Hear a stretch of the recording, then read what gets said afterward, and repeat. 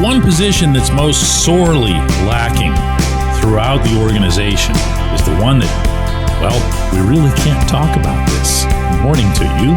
Good Thursday morning. I'm Dejan Kovacevic of DK Pittsburgh Sports. This is Daily Shot of Penguins. It comes your way bright and early every weekday. If you're into football and or baseball, I also offer daily shots of Steelers and Pirates. Where are the top 6 centers in this system?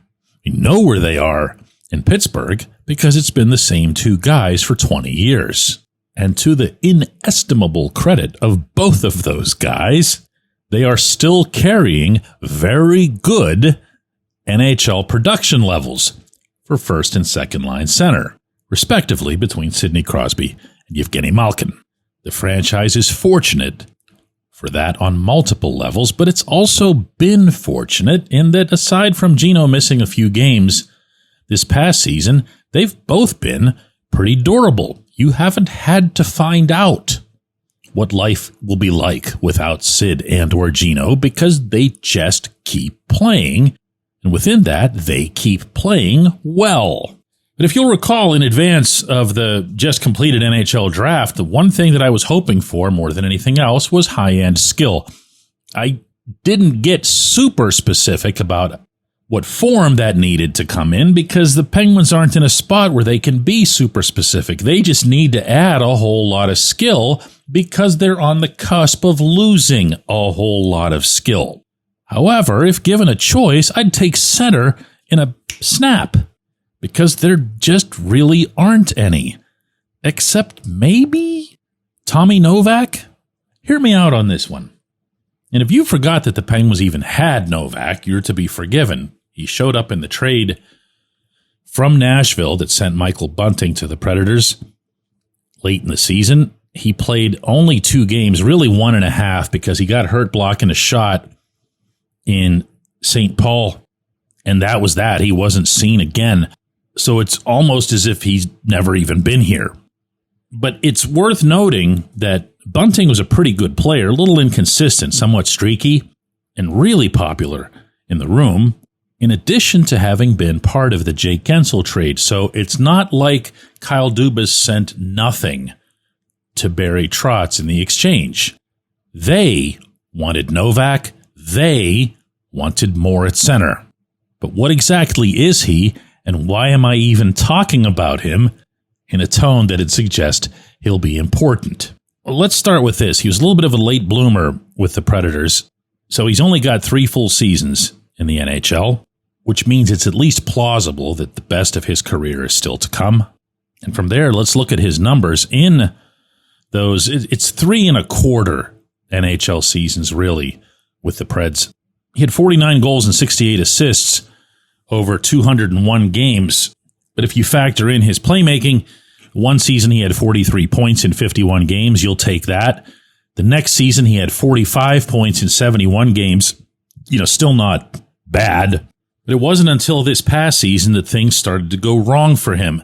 And that began within the framework of everything going wrong for Nashville. They spent $1 gazillion. They brought in Steven Stamkos, Jonathan Marchessault. They put both of them on Novak's wings, which tells you a lot about what they thought of him. Just to even conceive of that, you put in all that money and that massive investment, and you say to him, here, you make this work. It didn't happen. Nothing happened for Nashville. Andrew Burnett, the coach, soured on Novak. Whether or not they scapegoated him, I don't know. But his ice time began plunging.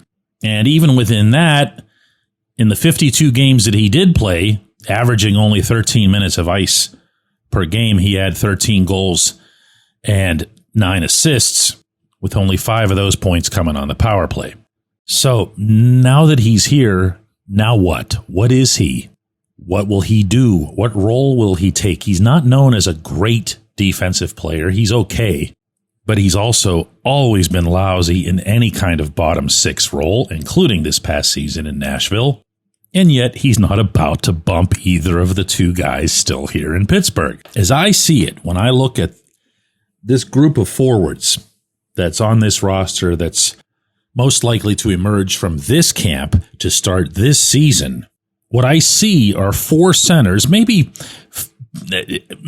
5, depending on how you'd classify Blake Lizotte, who can really do anything, but can also be face-off option or a penalty killer working out of the center slot. But it comes down to Sid, Gino, Kevin Hayes, and Novak. And the only way that Novak really makes sense, either per his own skill set or for the team, is if he's on a third line that's tasked mostly with scoring. In other words, there are no rules. You don't have to have your third line as your checking line the way you used to 20 and 30 years ago. That didn't change with HBK, but that's kind of the thing that helped bring it to the forefront in Pittsburgh. You can have 3 scoring lines. The catch is that they've got to score. They've got to be players who can put the puck in the net, because otherwise all they're really doing is arguably hurting you defensively and just basically killing the clock until Sid and Gino can get back on the rink, and this organization as a whole really needs to move past that. Who might that be? I mean, that can be another episode on another day, but I'm still counting Brian Rust and Ricard Raquel. I'm absolutely counting Ville Koivunen and Rutger McGroarty. Those would be all 4 of your top 6 wingers. And from there, just looking over the list, the risk of oversimplifying this, what you've got is a whole lot of Phil Tomasino and Connor Dewar and Danton Heinen. And let's say that somebody else from the Wilkes-Barre group gets an honest chance, like a Tristan Brose. These are players who are more in the scoring category than in the checking. Sure will be interesting to see how that comes together, in particular around Novak. When we come back, J1Q. This episode is brought to you by Bet Online, your number one source for all your summer sports needs this season, from Major League Baseball, golf, NHL, NBA playoffs. Get the latest odds and lines, including all team matchups, player props, odds on just about everything that's out there. Head to the website today or use your mobile device to get in on the action. Bet Online, where the game starts.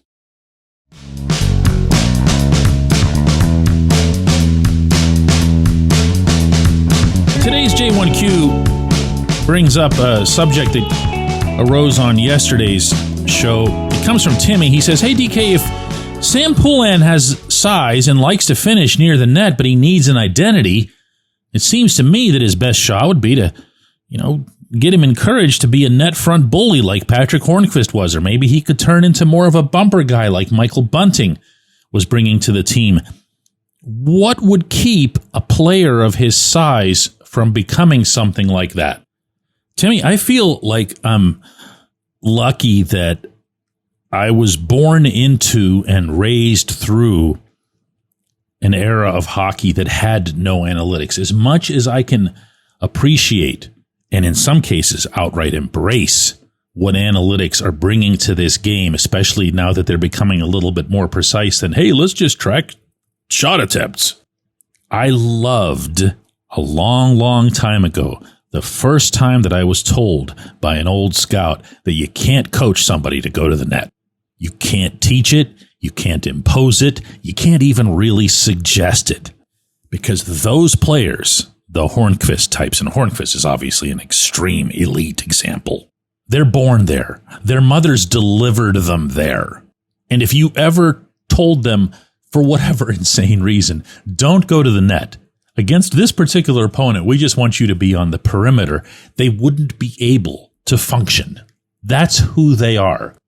If there are exceptions to this, I'm unfamiliar with them. If you want a recent example of what I'm saying, then I'm going to offer a kid who really made a lot of progress while he was in Pittsburgh, in Drew O'Connor. Greatly improved his skating, improved his scoring touch, improved his vision. And yes, he became more willing, even eager at times, to go to the net. What he didn't do, because he couldn't do it, because it was too late in life, is just become one of those guys. There's a lot to it. It's not just go stand there and be big. Hornqvist wasn't all that big. In fact, Hornqvist didn't always just stand there. Hornqvist did a lot of different things to score a lot of goals a lot of different ways.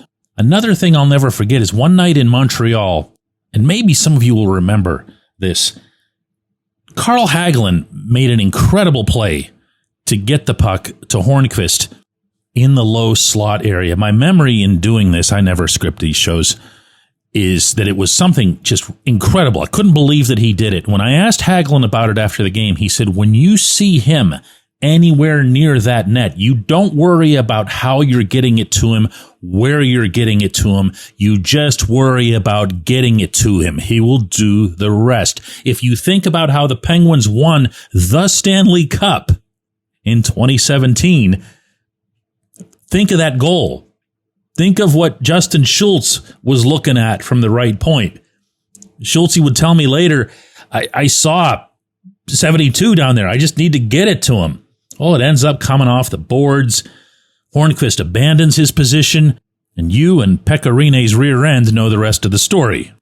Poulin does need an identity. I don't know that that's it, and I'd have no reason to believe that it's it. But I also happen to have faith in him as a worthwhile ongoing project. That should be considered a challenge for Kyle Dubas and everybody in his development department, as well as now Dan Muse and the coaching staff. I appreciate the question, Tim, and I appreciate everybody listening to Daily Shot of Penguins. We'll be back with another one of these tomorrow.